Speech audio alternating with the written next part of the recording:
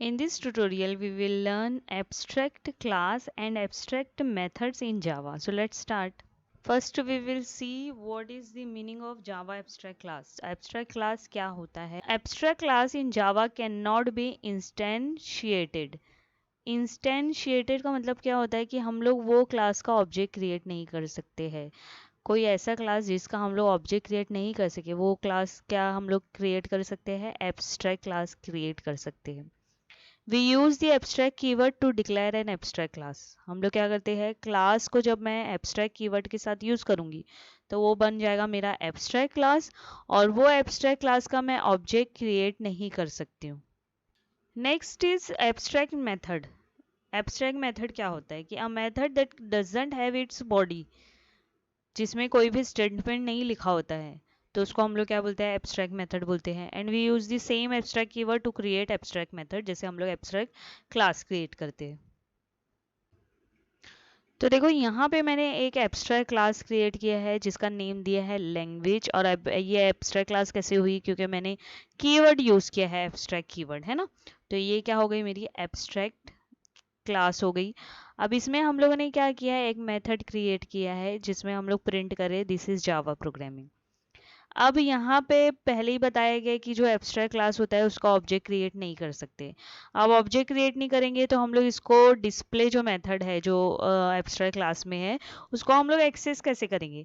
तो हम लोग एक्सेस कैसे करेंगे कि जो दूसरा एक क्लास हम लोग क्रिएट करेंगे उसको एक्सटेंड करेंगे, मतलब इनहेरिट करेंगे। एक हम लोग सब क्लास बनाएंगे जिसका ये लैंग्वेज क्या होगा? सुपर क्लास होगा। इनहेरिटेंस फीचर है, हो गया ये, है ना। तो इनहेरिट जो करेगा ये क्लास को, एब्स्ट्रैक्ट क्लास को, तो उसका ऑब्जेक्ट के थ्रू हम लोग क्या कर सकते हैं? एब्स्ट्रैक्ट क्लास के मेथड्स को एक्सेस कर सकते हैं। तो हम लोगों ने लिख दिया क्लास। अभी जो न्यू नेम है, कोई भी नेम दे सकते हो आप क्लास का। मैंने ABST दिया है, एक्सटेंड लैंग्वेज। तो एब्स्ट्रैक्ट क्लास को हम लोग क्या कर रहे हैं? इनहेरिट कर रहे हैं। तो ABST का ऑब्जेक्ट क्रिएट करूंगी, ये देखो। तो मैं OBJ से क्या कर सकती हूँ? डिस्प्ले मेथड को एक्सेस कर सकती हूँ। तो अपने को क्या चीज़ समझ में आई कि एब्स्ट्रैक्ट क्लास में क्या होता है कि ऑब्जेक्ट क्रिएट नहीं कर सकते। तो अब कैसे हम लोग उसको एक्सेस करेंगे, उसके मेथड को? तो दूसरा जो क्लास है जो इनहेरिट कर रहा है एब्स्ट्रैक्ट क्लास को, इनहेरिट करना कंपलसरी है यहाँ पे, नहीं तो एब्स्ट्रैक्ट क्लास को फिर हम लोग मेथड को एक्सेस कैसे करेंगे? तो जो इनहेरिट कर रहा है उसके ऑब्जेक्ट के थ्रू हम लोग क्या कर सकते हैं? उसके मेथड्स को एक्सेस कर सकते हैं। इसको एग्जीक्यूट करती हूँ विजुअल कोड में। आउटपुट देखो आप। विजुअल कोड में इसको लिख दिया है, और मैं इसको सेव कैसे कर रही हूँ? ABST फाइल के नाम से। ये सेव हो गया। एग्जीक्यूट करती हूँ, आउटपुट देखो।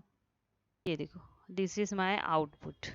तो ये किसके मेथड में हम लोगों ने लिखा था? ये एब्स्ट्रैक्ट मेथड में लिखा था हम लोगों ने। तो ये हम लोगों का आउटपुट आ गया। अब हम लोग देखेंगे एब्स्ट्रैक्ट मेथड। तो जैसे कि मैंने बताया कि एब्स्ट्रैक्ट मेथड में बॉडी नहीं होती है, मेथड बॉडी नहीं होती है, कोई भी स्टेटमेंट लिखा नहीं होता है। तो देखो यहाँ पे एब्स्ट्रैक्ट क्लास क्रिएट किया, उसी में हम लोगों ने क्या किया? एब्स्ट्रैक्ट मेथड यूज़ किया। तो ये देखो जो रन मेथड है उसमें हम लोगों ने कुछ भी स्टेटमेंट नहीं लिखा है।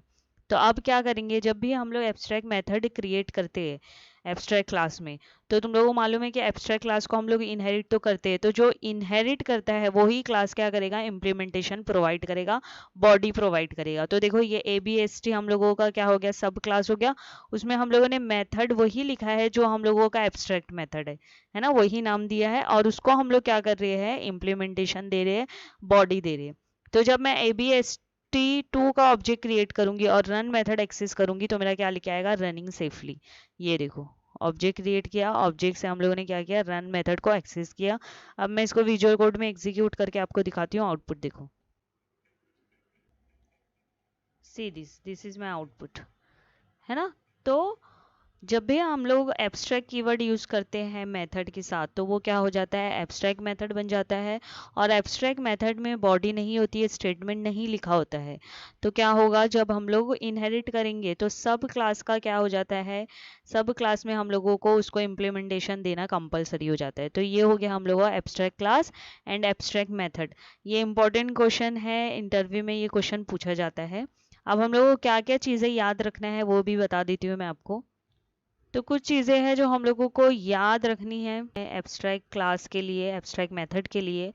जो आप लोग इंटरव्यू के लिए भी प्रिपेयर कर सकते हो कि we use the abstract keyword to create class and method and abstract method doesn't have any implementation that is body statement नहीं होता है एब्स्ट्रैक्ट मेथड में a class containing abstract method should also be abstract